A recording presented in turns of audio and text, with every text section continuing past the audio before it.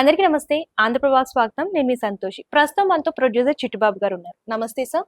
నమస్తే సార్, అంటే రీసెంట్ గా సింగిల్ మూవీ రిలీజ్ అయింది. సో అందులో శ్రీ విష్ణుపై క్రిస్టియన్స్ అందరూ కూడా చాలా వ్యతిరేకత అనేది చూపిస్తున్నారు.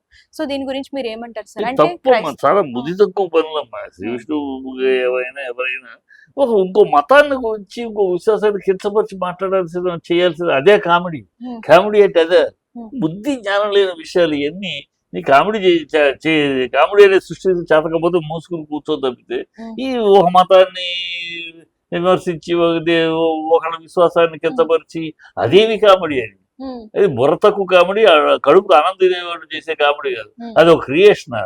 ఏ బుద్ధి లేని పనులు అయ్యి ప్రజలేమీ దాన్ని పెద్ద దర్శించలేదమ్మా. ప్రజలేమీ తిరస్కరిస్తున్నారు. ఊరేళ్ళు చెప్పుకుంటే గొప్పగా మా సినిమా కలెక్షన్ ఏమీ లేదు. చూసి ప్రజలు తిడుతున్నారు, ఇదేం కామెడీ, ఇదేం దరిద్రం అని. ఉన్న కరెక్ట్ కాదు అది. కామెడీ అనేది హాస్యాన్ని విపరీత ధోరణి. ఎవరైనా అది క్రిస్టియన్స్ హిందువులు తిట్టినా, హిందువులు క్రిస్టియన్స్ తిట్టినా, ముస్లింస్ ఒక విశ్వాసాన్ని తిట్టాల్సిన ఏ బైబిల్ చెప్పిందా? ఏ మహాభారత రామాయణాలు గీత భగవద్గీత గీత బదులు ఎక్కడ చెప్పారా? లేదు ఖురాన్లో చెప్పారా? ఇతర మతస్థుల ఇతర విశ్వాసాలని కించపరిచి మన విశ్వాసాన్ని గణపరచడం ఎక్కడ చెప్పారా? ఎవరు చెప్పరా? ఎందుకు ఈ దరిద్రులు మతం పేరు చెప్పుకుని ఇలాంటి పిచ్చి పిచ్చి వేషాలు వేస్తారు? చెప్పు తీసుకుని కొట్టాలనిపిస్తారు. అనవసరంగా వీళ్ళకి అర్ధజ్ఞానము అజ్ఞానంతో బుద్ధి జ్ఞానం కడుపుకు అన్నం తినే పనులు కాకుండా ఇవన్నీ సినిమా తీస్తే సినిమా తీసుకుని దాని మతాన్ని జోపించి ఆ కామెడీలు ఏంటి? సిగ్గుసర ఉండాలి బుద్ధి. మనుషులు కడుపుకు అన్నం తింటున్నారు, ఏం తింటారు అర్థం కాదు. చాలా దరిద్రం అది. అసహ్యం వేస్తుంది. నిజంగా నాకు కనపడితే చెంప చెల్లుమని వాయించాలంత కోపం వస్తుంది. సినిమా తీస్తున్నావు, సినిమా చక్కగా సినిమా సినిమాలో మతాలు ఏంటని మతాలు పెట్టి వాటిని విమర్శించి ఆ విశ్వాసాలను గీతపరిచి ఎందుకని? అది పెద్ద మేధావితనమా? అది పెద్ద క్రియేటివిటీ? చెప్పు తీసుకుని కొట్టాలి.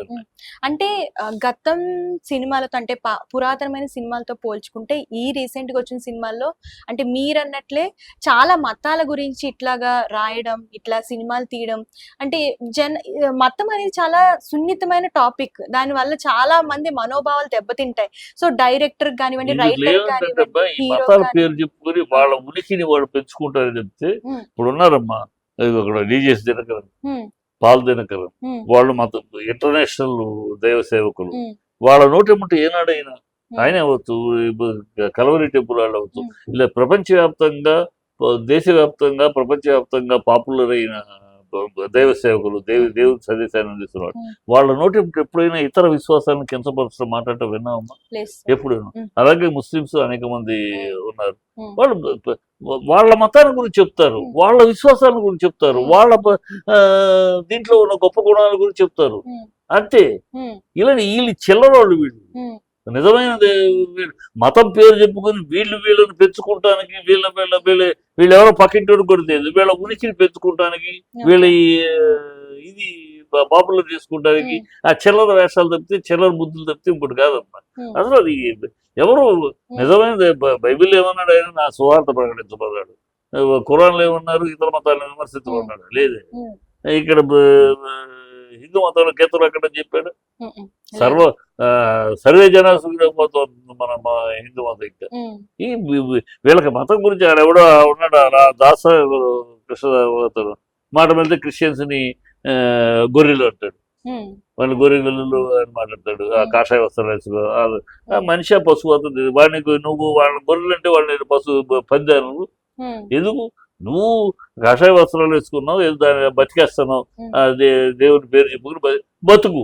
దేవుని హిందూ మతంలో ఉన్న గొప్ప విషయాలు చెప్పు. అసలు హిందూ మతం అంటే అర్థం తెలుసు అతనికి. హిందూ మతం కాదు. హిందూ అనేది ఒక జీవన విధానము. హిమ్ అంటే పాపము, దు అంటే పాపాన్ని తొలగించేది, జ్ఞానము. హిందూ అంటే జ్ఞానము. అది మతం కాదు, జీవన విధానం. ఏం తెలుసా? ఏదో మాట్లాడి తద్వారా పాపులర్. ఇప్పుడు వాడు ఆ చెత్త వాగబట్టే కదా నువ్వు శ్రీ విష్ణు అనేవాడు ప్రజల్లో పాపులర్. సిటీ దాటితే ఎవడు తెలియదు. వాడు చైపురపల్లి వెళ్ళి విష్ణు అనే హీరో ఉన్నాడు అని అంటే ఎవడిగా తెలుసా? ఎవడు తెలియదు.